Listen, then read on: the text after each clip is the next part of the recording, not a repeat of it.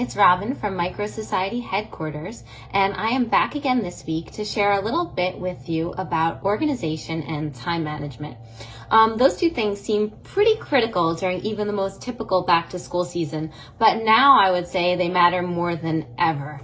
With our schedules being different than ever before, we really need to be on top of those things. Otherwise, everything can really quickly seem to spiral out of control. And when it spirals out of control for us grown-ups, then it quickly spirals out of control for the kids and causes some emotional distress. So this week, I'm going to hop on and I'm going to share some tried and true strategies with you.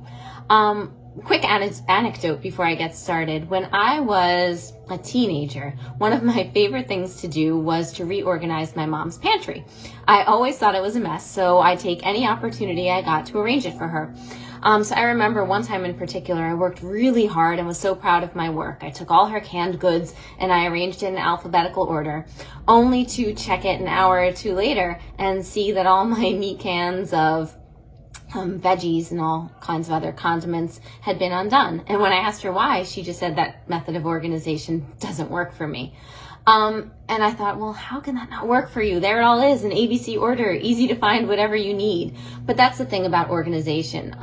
You can have an excellent strategy, but it's not going to work for every person. So my hope is that in sharing a few strategies, you find one that works for you, one that works for the kids in your class or the kids in your home, so that you can feel really on top of things this fall and beyond. So I want to talk to you today a little bit about time blocking. So while I am super organized in my head, it doesn't always translate to real life. I crave order, but it is something that takes effort for me. I love time blocking because time blocking creates a sense of predictability and a rhythm to the day. And kids thrive on that and adults do too. So basically what time blocking is, it means intentionality and boundary setting when it comes to your time. This span of time is strictly for, insert whatever it's for here, and not anything else. It keeps you focused and it also lets others know what to expect of you.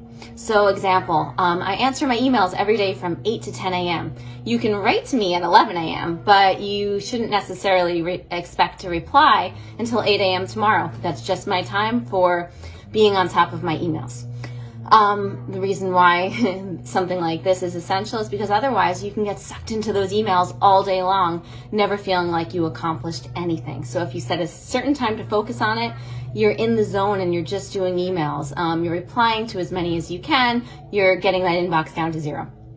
Another example, I read every night from 7 to 8. This is not the time for mindless social media scrolling. It's not the time for texting. It's not the time for dishes. It's not the time for any of the other 8,000 things that can pull my attention away. But it's my time for engaging in a book. So what does time blocking look for kids? You can block out time for playtime. You can block out time for creative time, outdoor time, chore time, movement time. Anything that you feel is really important and belongs in your children's day, you can set a specific time block for. In micro society, what does this look like? Well, I can definitely see ventures and agencies structuring their time using time blocking. For the first 10 minutes when all employees report to work, this is when we're having our all hands meeting to discuss issues and problem solve and set the plan for our day. To introduce new ideas and innovation. After that 10 minutes, we're going to have 20 minutes of independent work time. Everybody's going to report to their position and do whatever it is that's on their personal task list. The last 10 minutes, we are going to gather again and we are going to reflect on what went well today, what still needs to get done, etc. So that, in a nutshell, is time blocking. I'd like you to let me know, do you already use time blocking? Have you ever used it in your micro society before?